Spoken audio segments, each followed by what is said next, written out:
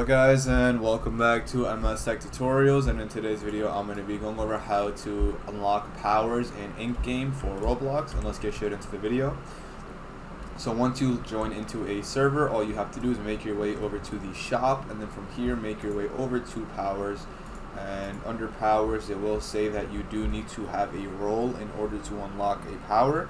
Now the only way to get powers or get roles in essentially is by purchasing Robux. So if you will need to spend at least 175 Robux.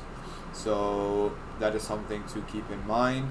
That is how to get a power role. I don't think you can get it with regular in-game currency.